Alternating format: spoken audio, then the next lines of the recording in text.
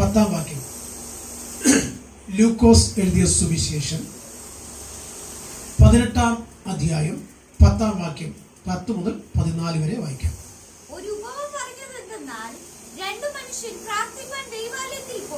രണ്ട് മനുഷ്യർ പ്രാർത്ഥിക്കുവാനായി എവിടെ പോയി?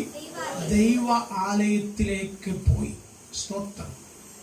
കർത്താവായ യേശുക്രിസ്തു പ്രാർത്ഥനയെ കുറിച്ച് പറഞ്ഞിരിക്കുന്നത്, നിങ്ങൾ പ്രാർത്ഥിക്കുമ്പോൾ ഏത് വിഷയത്തിന് വേണ്ടിയാണ് പ്രാർത്ഥിക്കുന്നത്, ആ വിഷയം ലഭിച്ചു എന്ന വിശ്വാസത്തോടെ പ്രാർത്ഥിക്കാനാണ്.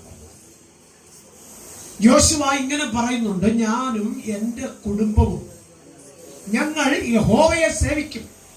കാരണം മിസ്രയീമിന്റെ അടിമത്തത്തിൽ നിന്ന് മോശെ മുഖാന്തരം വിടുവിക്കപ്പെട്ട് മരുഭൂമി വഴി നടന്നു വരുമ്പോൾ ഞങ്ങളുടെ വസ്ത്രം പഴകാതെ, ചെരുപ്പ് തേയാതെ, വാർദ്ധക്യത്തിൽ ഞങ്ങൾ വീണ് തകർന്നു പോകാതെ ഞങ്ങളെ ഇവിടത്തോളം കൊണ്ടുവന്ന ദൈവം, ഇത്രത്തോളം ഞങ്ങളെ കരുതിയ ദൈവം, ഇനിയും നടത്തുവാൻ ശക്തനായ ദൈവം, ആ ദൈവത്തെ ഞങ്ങൾ ആരാധിക്കും. സ്തോത്രം. ദൈവത്തെ ആരാധിപ്പാൻ നിങ്ങൾ തയ്യാറാകുമ്പോൾ നിങ്ങൾക്ക് വേണ്ടതെല്ലാം തന്നു നിറപ്പാനും കർത്താവ് മതിയായവനാ. ഈ നല്ല പകൽക്കാലം ദൈവപ്രജനെ ഇടത്തോട്ടും വലത്തോട്ടും നോക്കാതെ, മനുഷ്യൻ പറയുന്നത് കേൾക്കാതെ, ദൈവത്തിന്റെ വചനം എന്ത് പറയുന്നുവോ അത് കേട്ടനുസരിച്ച് അത് പ്രകാരം ദൈവസനെ നിങ്ങൾ പ്രാർത്ഥിപ്പാൻ മുട്ടുമടക്കിയ സ്വർഗം നിങ്ങളുടെ ഹൃദയത്തിൽ ആഗ്രഹങ്ങൾ നൽകി തന്ന് നിങ്ങളെ നിറയ്ക്കും.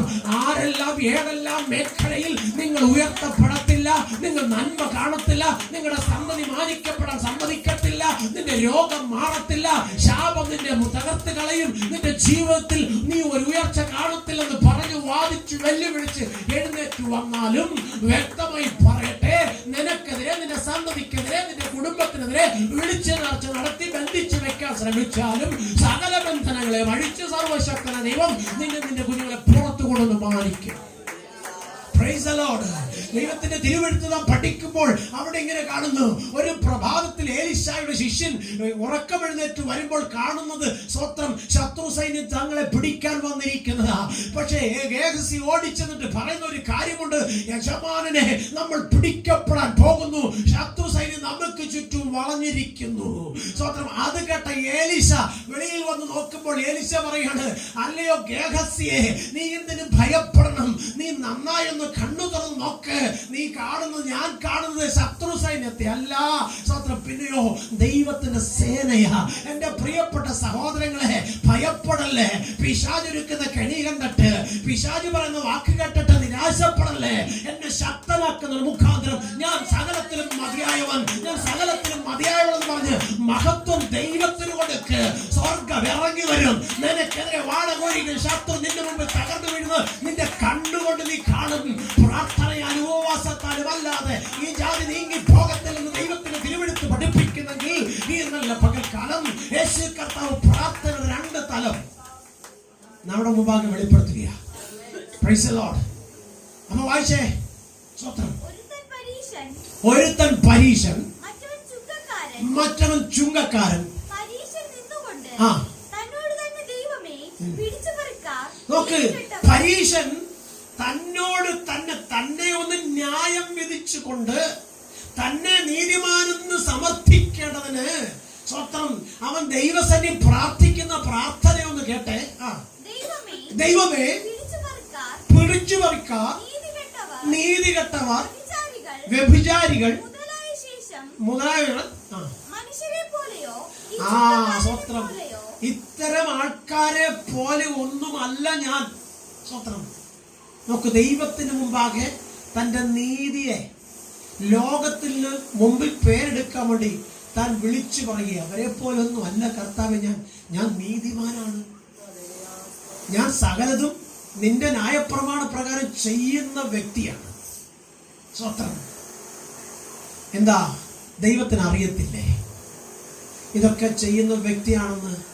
പിന്നെന്തിനാ ഇങ്ങനെ ഘോരം ഇങ്ങനെ പറയുന്നത്? സ്വത്രം. അപ്പുറത്ത് നിൽക്കുന്ന ആര് കേൾക്കണം? ചുങ്കക്കാരൻ കേൾക്കണം.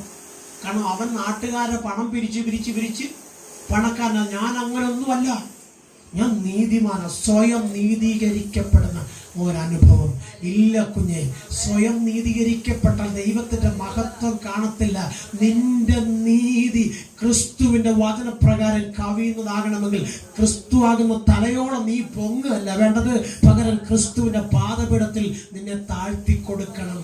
ഞാൻ ഒന്നുമില്ല ദൈവമേ, എന്തെങ്കിലും ഞാൻ അനുഭവിക്കുന്നുണ്ടെങ്കിൽ, ഞാൻ എന്തെങ്കിലും ആയിട്ടുണ്ടെങ്കിൽ നിന്റെ കരുണ കൊണ്ട് മാത്രമാണെന്ന് സ്വയം സമ്മതിക്കണതിന് പകരം താൻ തന്നെ പുകഴുക. ഇങ്ങനെ ഒരുപാട് പേരെ നമ്മുടെ സമൂഹത്തിൽ നമ്മൾ കാണാറുണ്ട്. സ്വത്രം നമ്മൾ ഇപ്പൊ എൻ്റെ കാര്യത്തിൽ തന്നെയാലും ഞാൻ വലിയ സഭയുടെ പാസ്റ്ററാണ്, ഞാൻ വലിയ കൺവെൻഷൻ പ്രാസംഗികനാണ്, ഞാൻ വലിയ യൂട്യൂബറാണ്, ഞാൻ വലിയ പാട്ടുകാരനാണ് എന്നൊക്കെ പറഞ്ഞ് പൊങ്ങിയാൽ ഞാൻ നേരെ ഉച്ചും കുത്തി താഴെ വീഴും. എന്നാൽ ഞാൻ ഒന്നുമില്ല ദൈവമേ, എന്തെങ്കിലും ആയിട്ടുണ്ടെങ്കിൽ നിന്റെ കൃപയാണ് എന്ന് പറയാൻ എനിക്ക് മനസ്സില്ലെങ്കിൽ സ്തോത്രം. ഇന്ന് പകൽക്കാലം ഞാൻ പറയട്ടെ, ഈ ശബ്ദം ഒറ്റ സെക്കൻഡ് ദൈവം അടപ്പിക്കും. സ്തോത്രം.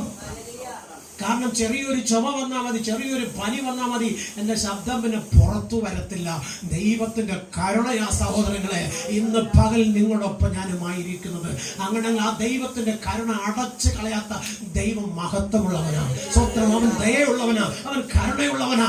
ആ കരുണയുള്ള ദൈവം, ദയയുള്ള ദൈവം നിങ്ങളെ ഇവിടുത്തോളം കൊണ്ടുവരാൻ ഇടയായി തീർന്നെങ്കിൽ നിങ്ങളുടെ കൂട്ടാളിയോ നിങ്ങളുടെ കുഞ്ഞുങ്ങളോ നിങ്ങളുടെ കുടുംബമോ ലോകത്തിന് മുമ്പ് പരസ്യക്കോലമാകുവാൻ സ്വർഗം അനുവദിക്കത്തില്ലെന്ന് വിശ്വസിച്ചുകൊണ്ട് പ്രാർത്ഥിക്കണം.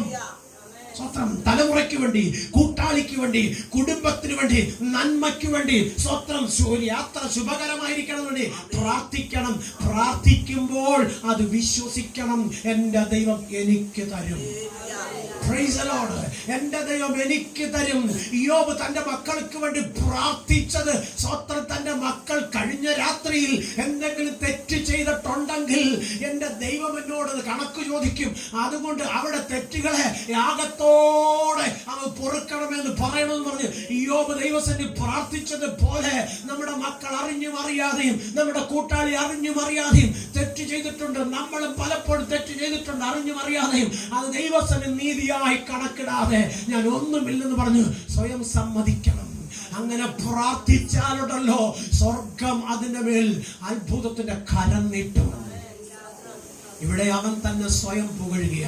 സ്വത്രം. നമ്മൾ രാജാക്കന്മാരുടെ പുസ്തകം പഠിച്ചാൽ ഒരു ഹിസ്കിയാവ് സ്വത്രം തന്റെ ജീവിതത്തിൽ ദൈവസന്നിധിയിൽ നിന്നുകൊണ്ട് പറയുന്ന ഒരു വാക്കുണ്ട്, എന്റെ ഗ്രഹകാര്യം ഞാൻ ഇതുവരെ ക്രമപ്പെടുത്തിയില്ല, ഞാൻ നിന്റെ മഹത്വത്തിന് വേണ്ടി നിന്നവനാ, എന്നെ മറന്ന് കളയല്ലേ.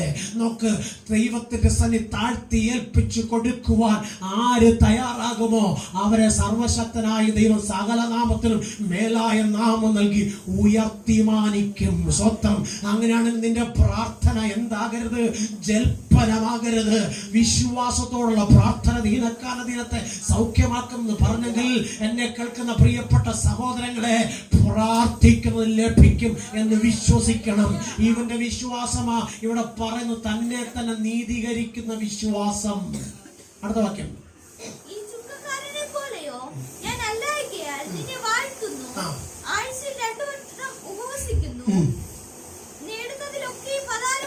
സ്വത്രം. നോക്ക്, ഉപവസിക്കുന്നുണ്ട്, സ്വത്രകാഴ്ച കൊടുക്കുന്നുണ്ട്, സ്വത്രം. എന്നിട്ട് സ്വയം അങ്ങ് നീതീകരിക്കുക. സ്വത്രം. സഹോദരങ്ങളെ, ഈ ആയുസ്സും ആരോഗ്യവും ബലവും ദൈവത്തിന്റെ ദാനമാണെന്ന് ഒന്ന് സ്വയം സമ്മതിക്കുക. ഒരു ഡോക്ടറെ മിടുക്കല്ല നമ്മൾ നിന്നത്, നമ്മുടെ മാതാപിതാക്കൾ തന്ന ആഹാരത്തിന്റെ പവറല്ല നമ്മൾ നിന്നത്. സ്വത്രം. നമ്മുടെ വിദ്യാഭ്യാസത്തിന്റെ ശ്രേഷ്ഠതയല്ല നമ്മൾ ആയിരിക്കുന്നത്, ദൈവത്തിന്റെ കരുണയാ. സ്വത്രം. ജനിക്കുന്ന കുഞ്ഞുങ്ങൾ ജനിച്ച സമയത്ത് മരിക്കുന്നു, വഴിയിൽ നടന്നു പോകുന്നവർ തകർന്നു വീഴുന്നു. സ്വത്രം. ഭവനത്തിനകത്ത് നല്ലപോലെ TV കണ്ടുകൊണ്ടിരിക്കുന്നവർ അറ്റാക്ക് വന്ന് വീഴുന്നു. സ്വത്രം. അതുപോലെ തന്നെ ജോലി സ്ഥലത്ത് പോകുന്നവർക്ക് ജോലി ചെയ്യാൻ കഴിഞ്ഞാൽ കുഴഞ്ഞു വീണ് മരിക്കുന്നു. ഡ്രൈവ് ചെയ്യുന്നവർ പലപ്പോഴും അറ്റാക്ക് വന്ന് മരിക്കുന്നു. എന്നാൽ ഈ മരുഭൂമി യാത്രയിൽ വീണ് പോകാതെ, തകർന്നു പോകാതെ, താണു പോകാതെ, തളർന്നു വീഴാതെ താങ്ങി നിർത്തിയ ദൈവത്തിന് എത്ര മഹത്വം കൊടുത്താൽ മതിയാകും. സ്വത്രം. നിന്നെയും എന്നെയും പരിപാലിച്ചത് സ്വത്രം ഒരു കോഴി തന്റെ കുഞ്ഞിനെ ചിറകിന്റെ കീഴിൽ മറയ്ക്കുന്നത് പോലെ അല്ലേ? അങ്ങനെയാണെങ്കിൽ ആ ദൈവത്തിന് എത്ര മഹത്വം കൊടുത്താൽ മതിയാകും? സ്വത്രം. നമ്മുടെ ചിന്ത എന്തോന്നറിയാമോ? നമ്മൾ ഇന്നലെ കഴിച്ച ആഹാരത്തിന്റെ പവറാണ്. അല്ല സഹോദരങ്ങളെ, ആഹാരം കിട്ടാത്ത എത്രയോ സഹോദരങ്ങൾ ജീവിക്കുന്നുണ്ടെന്നറിയാമോ ഈ പകലിലും? സ്വത്രം. ഒരിറ്റു വെള്ളം കുടിക്കാൻ കിട്ടാതെ എത്ര പേര് ജീവിക്കുന്നുണ്ടെന്നറിയാമോ? സ്വത്രം. അപ്പൊ നമ്മൾ പറയുന്ന എത്ര ശ്രേഷ്ഠതയുണ്ട്. നമ്മൾ തിരിച്ചറിയണം, നമ്മെ നിർത്തിയത്, നാം ആരാധിക്കുന്ന, നാം സേവിക്കുന്ന നമ്മുടെ ദൈവമാ. ആ ദൈവത്തിന് കഴിയാത്തതൊന്നുമില്ല. വ്യക്തമായി പറയണം, കണ്ടുകൊണ്ട് പറയണം, കർത്താവേ, എന്നെ നിർത്തിയത് നീയാണ്, എൻ്റെ കൂട്ടാളിയെ നിർത്തിയത് നീയാണ്, എൻ്റെ കുഞ്ഞിനെ കരുതിയത് നീയാണ്, എൻ്റെ കുടുംബത്തിന് ആപത്ത് വരുത്താതെ കഴിഞ്ഞ രാത്രിക്കാലം ഒരു സുഖ നിദ്ര തന്നി പ്രഭാതം കാണുമ്പോൾ സഹായിച്ചത് അവിടെ നിന്നാണ് ദൈവമേ, നന്ദി എന്ന് പറയുവാൻ നാം തയ്യാറാകണം. അടുത്ത ആളെ പ്രാർത്ഥന ഒന്ന് കേട്ടെ, വായിച്ചേ.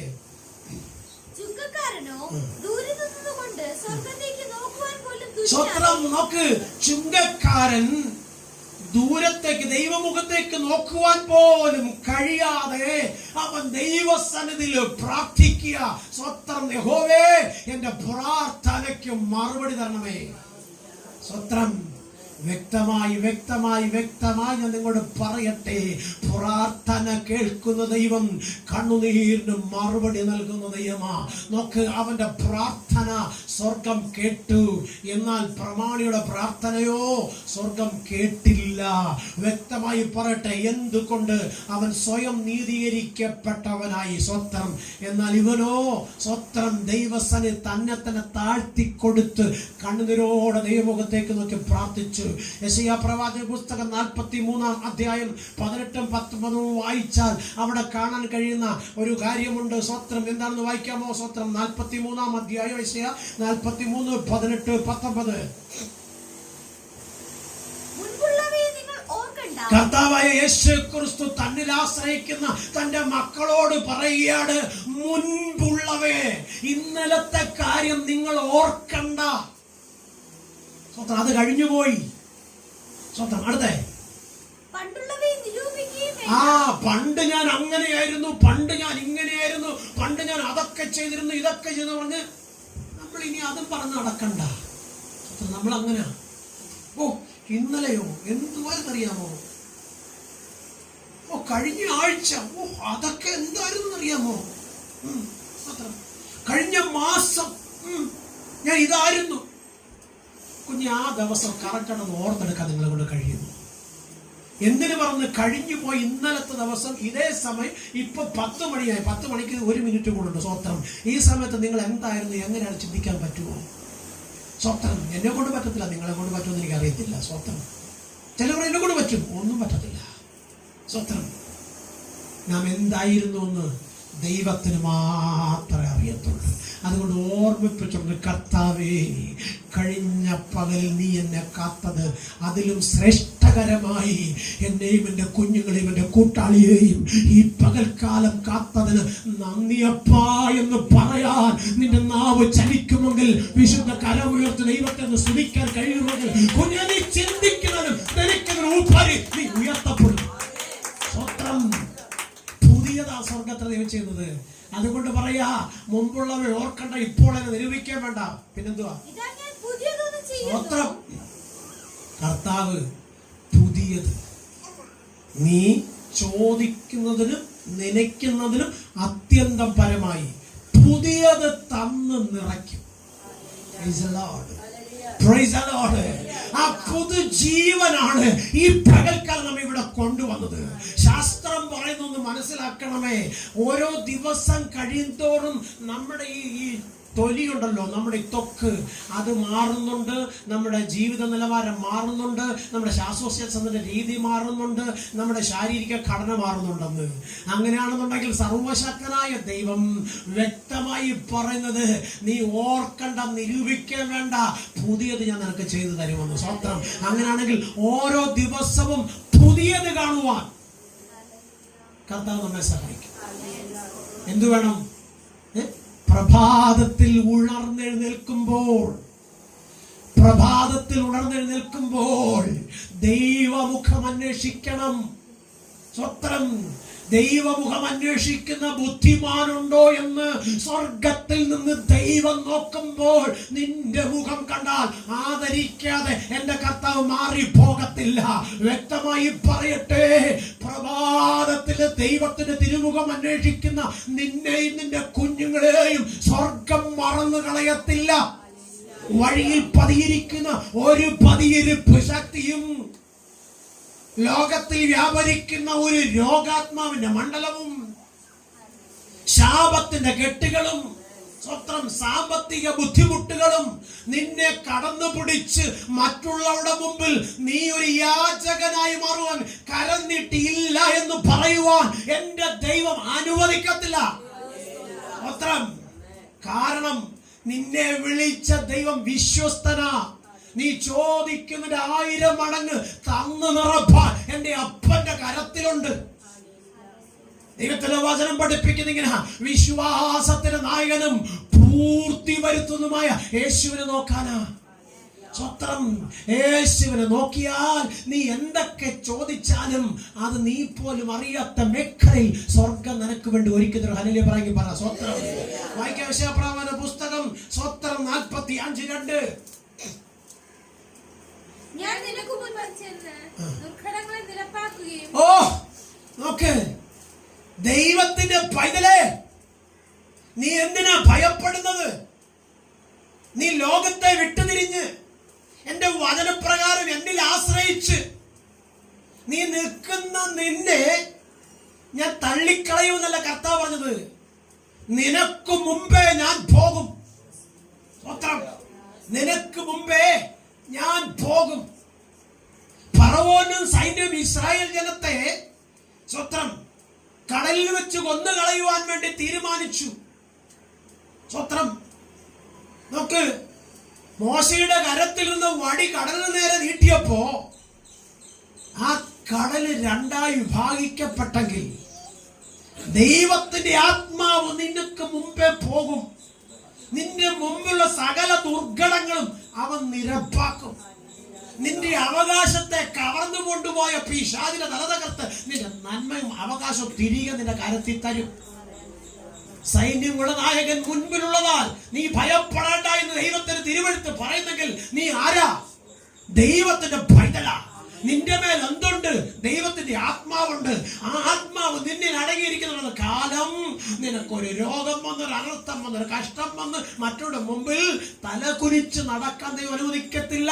സകല ഘട്ടത്തിൽ നിന്നും നിന്നെ വിടുവിച്ച് ശ്രേഷ്ഠകരമായ നന്മയും സന്തോഷവും തന്ന് നിന്നെ ഉയർത്തി മാനിച്ച് ദേശത്തിന് നടത്തും. കുഞ്ഞെ, അവരും ഇവരും പറയും, ഇല്ല നീയും നിന്റെ മക്കളും ഇനി മുന്നോട്ട് പോകത്തില്ല, ഇത്രേ ഉള്ളൂ, ഇവിടെ വരെ ഉള്ളൂ നിങ്ങളുടെ യാത്ര, ഇവിടെ കൊണ്ട് തീർന്നു പോകും.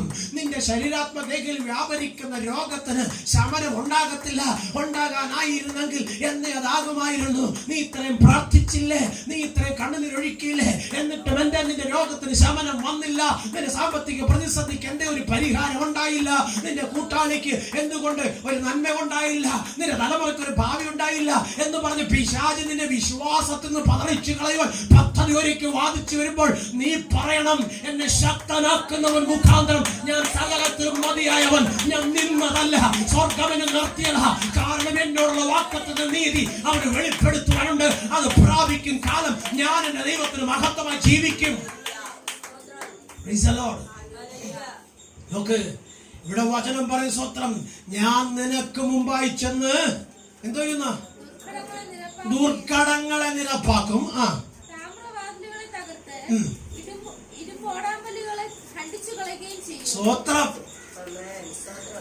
നിന്റെ വഴിയെ, നിന്റെ നന്മയെ, നിന്റെ സന്തോഷത്തെ നിനക്ക് തരത്തില്ല. സ്വത്രം നിന്റെ കുഞ്ഞുങ്ങളുടെ ഭാവിക്ക് ഒരു പൂർണ്ണത ഉണ്ടാക്കാൻ സമ്മതിക്കത്തില്ല. പിശാച് കെട്ടിയതിനെ സ്വർഗം അഴിക്കുമെന്ന് സ്വത്രം വിശ്വസിക്കുന്നേ. ഒരു പൊട്ടനെ പോലെ വിശ്വസിക്കുന്നേ. പകുതിക്ക് വെച്ച് വിദ്യാഭ്യാസം നിന്നു പോയി നോർത്ത് നിരാശപ്പെടണം കേട്ടോ. സ്വത്രം സാമ്പത്തികത്തിന്റെ പകുതിയെ കിട്ടിയ ഒരു ബാക്കി കിട്ടുന്നില്ലെന്നോർത്ത് നിരാശപ്പെടണ്ട. രോഗം കുറച്ചേ മാറിയുള്ളൂ, ഇനി മാറത്തില്ലെന്ന് ഓർത്ത് നിരാശപ്പെടണ്ട. കാരണം എന്റെ കർത്താവ് ഉള്ളിടത്തോളം കാലം നീ ആഗ്രഹിക്കുന്ന മഹത്വം ദൈവം നിന്നെ കൊണ്ട് കാണിക്കും. സ്വത്രം. ഒരുപക്ഷെ ഇപ്പൊ തോന്നാം ഇത്ര ഉള്ളായിരിക്കും, ഇനി കിട്ടത്തില്ലായിരിക്കും, ഇനി വരത്തില്ലായിരിക്കും. ഇല്ല കുഞ്ഞെ, നീ ആഗ്രഹിക്കുന്നതും ചിന്തിക്കുന്നതും നനയ്ക്കുന്നതിലും ഉപരി സ്വർഗത്തിലെ ദൈവത്തിന് നിനക്ക് തരാനുണ്ട്. സ്വത്രം. സ്വർഗത്തിലെ ദൈവത്തിന് നിനക്ക് തരാനുണ്ട്. അങ്ങനെയാണെങ്കിൽ സ്വത്രം. 1 കൊരിന്ത്യർ ലേഖനം 2-ാം അധ്യായം 12-ാം വാക്യം വായിച്ചേ. 1 കൊരിന്ത്യർ ലേഖനം 2-ാം അധ്യായം 12-ാം വാക്യം. നാമോ ലോകത്തിന്റെ ആത്മാവിനെ അല്ല. യെസ്, നാമോ ഏത് ആത്മാവിനെ അല്ല പ്രാപിച്ചിരിക്കുന്നത്? ലോകത്തിന്റെ ആത്മാവിനെ അല്ല. സ്വത്രം. പിന്നെ ദൈവത്തിന്റെ ആത്മാവാ പ്രാപിച്ചിരിക്കുന്നത്. ദൈവം വാഗ്ദത്തം ചെയ്ത പരിശുദ്ധാത്മാവിനെയാണ് നാം പ്രാപിച്ചിരിക്കുന്നത്. അങ്ങനെയാണെന്നുണ്ടെങ്കിൽ സ്വത്രം, ആര് നിന്റെ മുമ്പിൽ തകർന്നു വീഴുന്നറിയാമോ? പിശാച് നിന്റെ മുമ്പിൽ തകർന്നു വീഴും. അങ്ങനെയാണെങ്കിൽ കർത്താവ് യേശു ക്രിസ്തു പറഞ്ഞിങ്ങനെയാണ്, എന്റെ നാമത്തിൽ കൽപ്പിക്കുന്നത് ഞാൻ നിനക്ക് ചെയ്തു തരും. Price the Lord. എന്റെ നാമത്തിൽ കൽപ്പിക്കുന്നത് ഞാൻ നിനക്ക് ചെയ്തു തരും. സ്വത്രം. അങ്ങനെയാണെങ്കിൽ നീ മുഴങ്കാല് മടക്കി ദൈവസന്നിധി പ്രാർത്ഥിക്കുമ്പോൾ എന്ത് പറയണം? എന്റെ കുഞ്ഞിന്റെ ബുദ്ധിയെ കെട്ടുന്ന ആ കെട്ടുകൾ യേശുവിന്റെ നാമത്തിൽ അഴിഞ്ഞു പോകട്ടെ എന്ന് പറയണം. സ്വത്രം. എന്റെ തലമുറയുടെ ഭാവിയെ ബ്ലോക്ക് ചെയ്യുന്ന ആ അന്ധകാര മണ്ഡലം യേശുവിന്റെ നാമത്തിൽ അഴിഞ്ഞു പോകട്ടെ എന്ന് പറയണം. എന്റെ കൂട്ടാളുടെ മേൽ വ്യാപരിക്കുന്ന ദുരാത്മാവിന്റെ മണ്ഡലം യേശുവിന്റെ നാമത്തിൽ വിട്ടുപോകട്ടെന്ന് പറയണം. സ്വത്രം.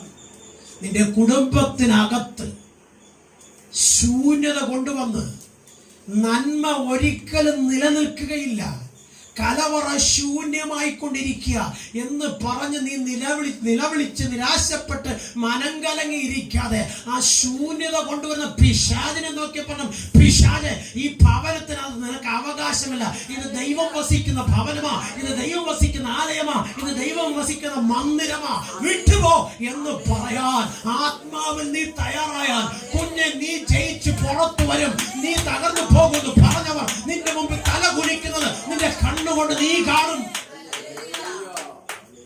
അയൽവക്കത്തുകാർ അത് പറഞ്ഞു, തെക്ക് ഭാഗക്കാർ അത് പറഞ്ഞു, വടക്ക് ഭാഗക്കാർ അത് പറഞ്ഞു എന്ന് പറഞ്ഞ് അവരെ നോക്കിയിരിക്കാതെ അതെല്ലാം കേട്ടിട്ട് ദൈവത്തിന്റെ മുഖത്തോട്ട് നോക്കി പറയണം, അപ്പച്ച അവരുടെ മുമ്പിൽ നിൽക്കാനുള്ള കൃപ എനിക്ക് തരണം. സ്വന്തം അവരുടെ മുമ്പിൽ നിൽപ്പാനുള്ള കൃപ എനിക്ക് തരണം. എന്റെ മക്കൾ അവരുടെ മുമ്പിൽ അനുഗ്രഹിക്കപ്പെടണം. എന്റെ കൂട്ടാളി അവരുടെ മുമ്പിൽ അനുഗ്രഹിക്കപ്പെടണം. ഞാനൊരു അനുഗ്രഹമാണെന്ന് അവിടുന്ന് പറഞ്ഞെങ്കിൽ അതെനിക്ക് വേണമപ്പാന്ന് പറയണം. സ്വത്രം. ആർക്കും കുഞ്ഞെ നിന്നെ പരാജയപ്പെടുത്താൻ കഴിയത്തില്ല. അത് തിരിച്ചറിയാൻ ശ്രമിക്കണം. സ്വത്രം. ഞാന് തോറ്റവന്റെ പൈതലല്ല. സകല വാഴ്ചകളെയും അധികാരങ്ങളെയും ആയുധം വെപ്പിച്ച കാൽക്കിളി ചതച്ചതച്ച യേശുവിന്റെ രക്തത്താ വീണ്ടും ജനിക്കപ്പെട്ട മകനും മകളുമല്ല. സ്വത്രം. അങ്ങനെ പറയണം, അങ്ങനെ വിശ്വസിക്കണം. അങ്ങനെ വിശ്വസിക്കുന്ന നിന്റെ മേൽ ഒരനർത്ഥം വരത്തില്ല കുഞ്ഞെ. സ്വത്രം. നോക്ക്, നാമ ഏത് ആത്മാവിനെയാ?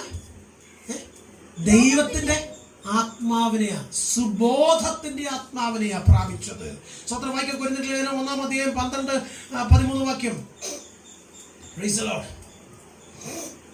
നിങ്ങളിൽ ഓരോരുത്തൻ ഞാൻ പൗലോസിന്റെ പക്ഷക്കാരൻ, ഞാൻ അപ്പൊല്ലോസിന്റെ പക്ഷക്കാരൻ, ഞാൻ കേഫാവിന്റെ പക്ഷക്കാരൻ, ഞാൻ ക്രിസ്തുവിന്റെ പക്ഷക്കാരൻ എന്നിങ്ങനെ പറയുന്നുവോ? അതുകൊണ്ട് എന്താകരുത്? നമ്മള് പരസ്പരം മത്സരികളാകരുത്. സ്വത്രം. ഗ്രൂപ്പ് പിടിച്ച് സ്വത്രം നമ്മൾ യാത്ര ചെയ്യരുത്. സ്വത്രം. കർത്താവ് ഏകനായി മഹാത്ഭുതങ്ങളെ ചെയ്യുന്നവനാണ്. സ്വത്രം. വിശുദ്ധ ബൈബിളിൽ അപ്പോസ്തലനായ പൗലോസ് പറയുന്നുണ്ട്, സ്വത്രം, നിങ്ങൾ ഈ പക്ഷം തിരിഞ്ഞ് ഗ്രൂപ്പ് തിരിഞ്ഞ് കൂട്ടിച്ചേർന്ന് നിന്നിട്ട് നിങ്ങൾക്ക് എന്ത് പ്രയോജനം? യേശു ക്രിസ്തു എന്റെ നാമത്തിലാണ് ക്രൂശിക്കപ്പെട്ടത്. സ്വത്രം. അല്ല, പിന്നെ ആരുടെ നാമത്തില? പിതാവിന്റെ നാമത്തിൽ. സ്വത്രം. അങ്ങനെയാണെങ്കിൽ ആ പുത്രനുടെ മഹത്വം നിനക്കും എനിക്കും തരേണ്ടതിനാ കാൽവറിയിൽ യേശു യാഗമായത്. അങ്ങനെയാണെങ്കിൽ ഗ്രൂപ്പിസം വിട്ട്, മത്സരം വിട്ട്, പിണക്കം വിട്ട്, ഏക ഹൃദയമുള്ളവരായി ദൈവസനിൽ ഒന്ന് താഴ്ത്തി കൊടുത്തു നോക്ക്. സ്വത്രം ഒന്നുകൂടി ചേർത്ത് പറയട്ടെ, ഇടത്തും വലത്തും നോക്കാതെ ദൈവമുഖത്തേക്ക് നോക്ക്. സ്വത്രം മുൻപും പിൻപും ചിന്തിക്കാതെ ദൈവം തരുമെന്ന് വിശ്വസിക്കുക. കാരണം എന്റെ ദൈവം പറഞ്ഞു, വിശ്വസിച്ചാൽ നീ ദൈവത്തിന്റെ മഹത്വം കാണും. സ്വത്രം വിശ്വസിച്ചാൽ നീ ദൈവത്തിന്റെ മഹത്വം കാണും. അങ്ങനെയാണെങ്കിൽ മത്തായി സുവിശേഷം 15-ാം അധ്യായം 25-ാം വാക്യം ഒന്ന് വായിക്കാമോ? മത്തായി സുവിശേഷം 15-ാം അധ്യായം 25-ാം വാക്യം.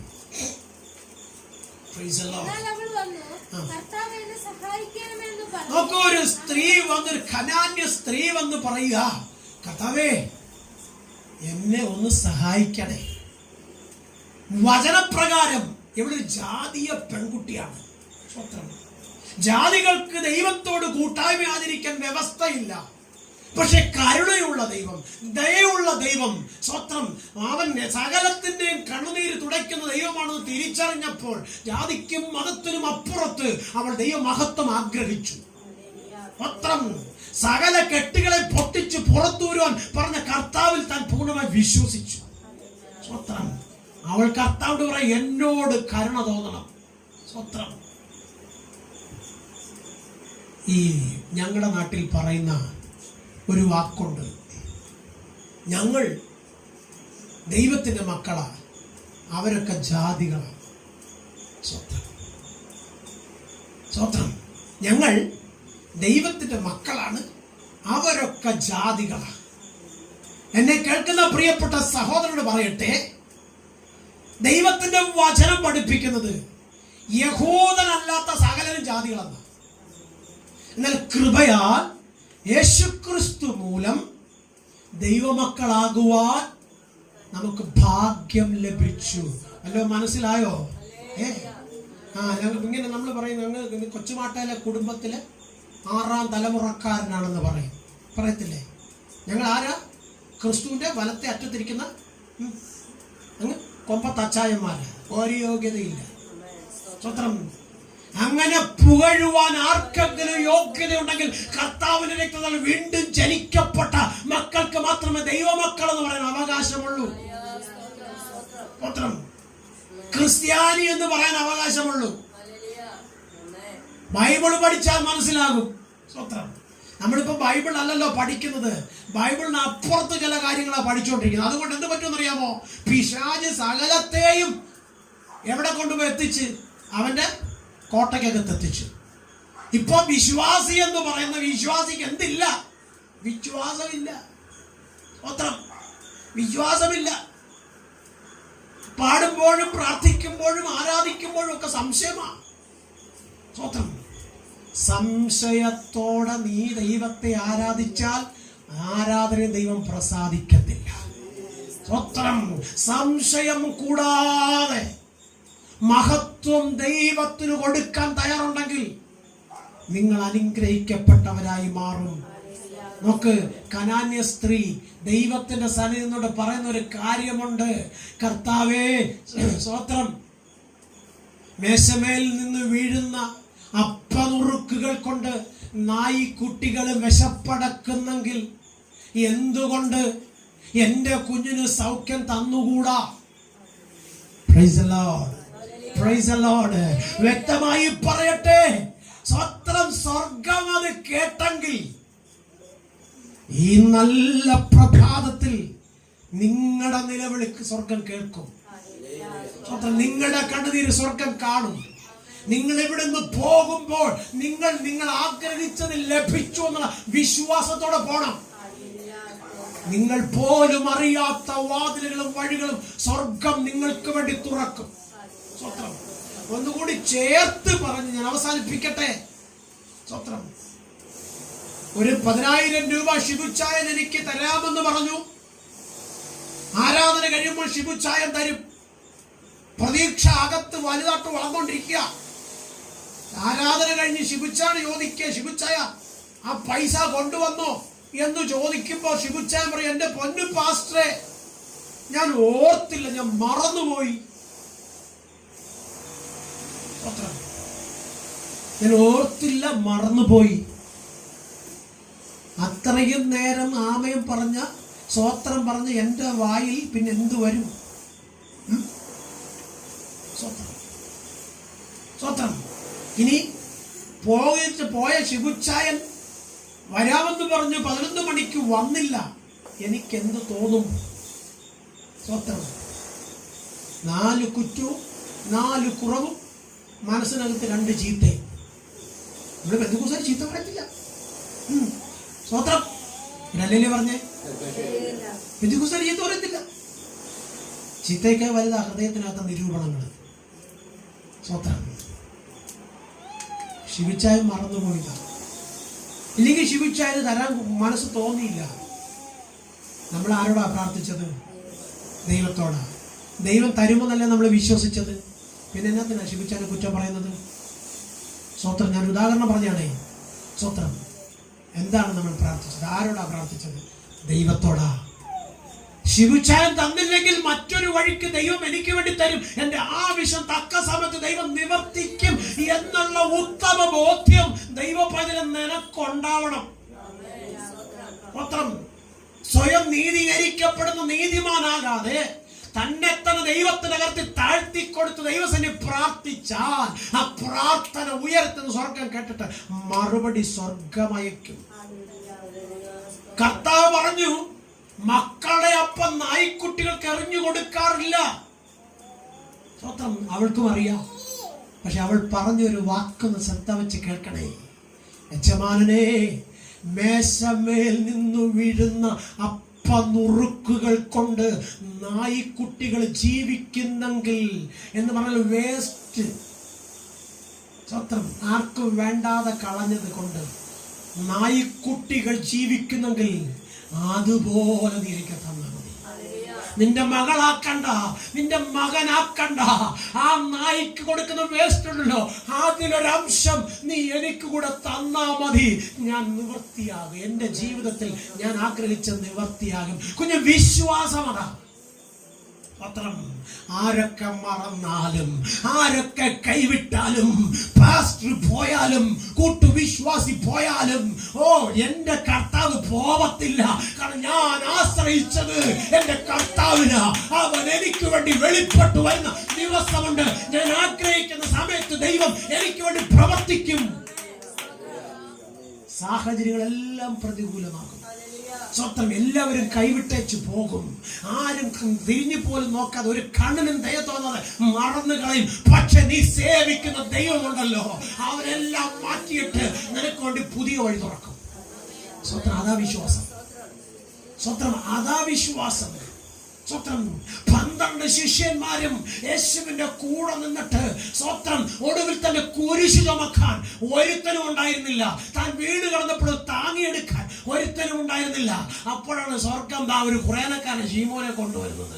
വിശ്വാസിയെ, കൂടപ്പുറപ്പെ കേൾക്കണേ, അവര് സഹായിക്കും, ഇവര് സഹായിക്കും, അവിടുന്ന് വരും ഇവിടുന്ന് വരും ചിന്തിക്കാതെ ദൈവം തരുമെന്ന് വിശ്വസിക്കും. അതാ വിശ്വാസി. അങ്ങനെ ആകണം വിശ്വാസം. സ്വന്തം ദൈവം തരും, മക്കളെ തരും, നന്മ തരും, സൗഖ്യം തരും, ഭവനത്തെ നിറയ്ക്കും. സ്വത്രം. എൻ്റെ ജോലിയിൽ ഉയർച്ച തരും. സ്വത്രം. എൻ്റെ വാഹനത്തിൽ സന്തോഷം തരും. എൻ്റെ ജീവിതത്തിൽ ഞാൻ കാണാത്ത തലത്തിൽ അവരെന്നെ ഉയർത്തും. ഒരു ഹല്ലേലൂയ പറയെങ്കിൽ പറ. സ്വത്രം. നോക്ക്, വിശ്വാസത്തിന്റെ പൂർണ്ണത ദൈവത്തിന് പ്രാപിച്ചെടുത്ത് ദൈവത്തിന് മഹത്വം കൊടുത്തുകൊണ്ട് യാത്ര ചെയ്യാൻ നിങ്ങൾ തയ്യാറായാൽ തീർച്ചയായും നിങ്ങൾ ഒരിക്കലും തകർന്നു പോകുവാൻ ദൈവം അനുവദിക്കത്തില്ല. വായിക്കാം 1 കൊരിന്ത്യർ ലേഖനം 2-9 വാക്യം. 1 കൊരിന്ത്യർ ലേഖനം 2-9 വാക്യം. ദൈവം തന്നെ സ്നേഹിക്കുന്നവർക്ക് ഒരുക്കിയിട്ടുള്ളത് ഒരു കണ്ണും കണ്ടിട്ടില്ല, അടുത്ത ഒരു ചെവിയും കേട്ടിട്ടില്ല, ഒരു മനുഷ്യന്റെയും ഹൃദയത്തിൽ തോന്നിയിട്ടില്ല. സ്വത്രം.